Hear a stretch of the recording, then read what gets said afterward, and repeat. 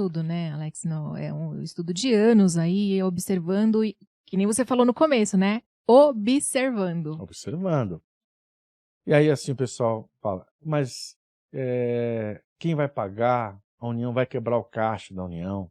Porque aí começa, né? Eu lembro que eu fui uma das pessoas que, quando eu li as primeiras matérias, aí eu já olhei incrédula, que como leiga, e aí você acaba não se aprofundando muito, porque como você mesmo falou, a mídia não trazia isso de uma forma muito divulgando, né, de alguma forma. E aí a primeira coisa que me passou na cabeça, eu falei, gente, quebra o governo. Mas... E aí existem aí os preceitos que a gente vai aqui discutir nas dúvidas, mas a primeira coisa que me veio na cabeça é a minha pergunta, quem vai pagar essa conta? Então vou te responder. A Caixa Econômica Federal, por exemplo, quando eu entro com uma ação defendendo a revisão de um cliente, o que acontece? O meu cliente é o autor da ação e o réu da ação é a Caixa Econômica Federal. Só a Caixa Econômica Federal. Tem que se fazer uma distinção que lá no Supremo Tribunal Federal não existem partes.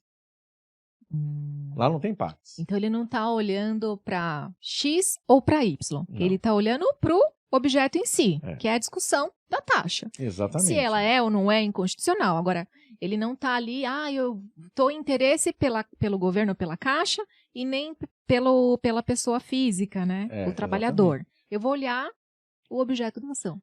O que o Supremo faz lá?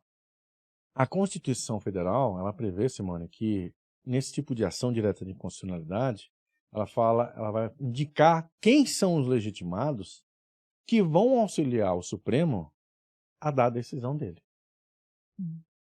Inclusive tem uma situação que eu tenho que colocar, que isso acontece, que o processo supremo é público, né? Teve uma enxurrada de advogados entrando com uma ação embaixo dessa ação direta de inconstitucionalidade para assegurar o direito do cliente. E aí o que acontece? As decisões vinham de forma repetitiva, falando que você não tem legitimidade para estar aqui. Se você quer assegurar o direito do seu cliente, vá na Justiça Federal, né? Se é Juizado Especial Federal ou Justiça Federal com recolhimento de custas. O cidadão que quer preservar o direito, não é no Supremo que ele faz isso. Ele tem que entrar com a ação dele. Sim. E aí o que acontece?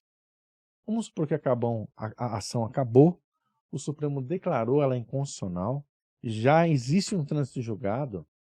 Para quem entrou com a ação, mais tarde eu vou falar sobre isso, quem entrou com a ação, quem que vai pagar essa revisão?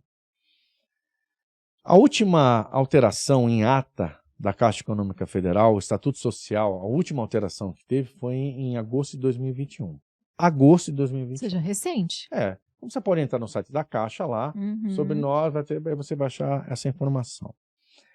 O artigo 1º, ele fala o seguinte, eu preciso ler para eu não me confundir também. Ele fala, a Caixa Econômica Federal é uma instituição financeira sobre a forma de empresa pública. É a forma, não quer dizer que ela pertence. Exatamente. Aí ela acrescenta, dotada de personalidade jurídica de direito privado. E aí agora ela vai arrematar que isso é para não ter dúvida alguma de quem vai pagar essa revisão. Com patrimônio próprio e autonomia administrativa. Ou seja, não sai do governo, que era de forma leiga, primeira coisa que me passou na cabeça. Vai quebrar cofre público. Então, tá bem esclarecido. Caixa Econômica. É a Caixa Econômica que seu paga. Patrimônio, ela, como uma empresa de forma pública, mas atuando como um banco privado.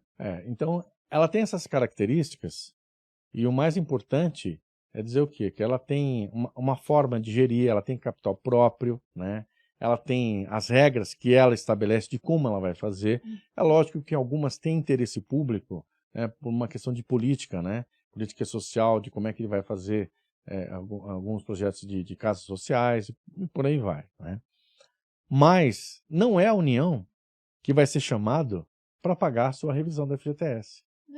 Quem vai pagar... Senhora Caixa, compareça. Agora, o mais importante, o mais assim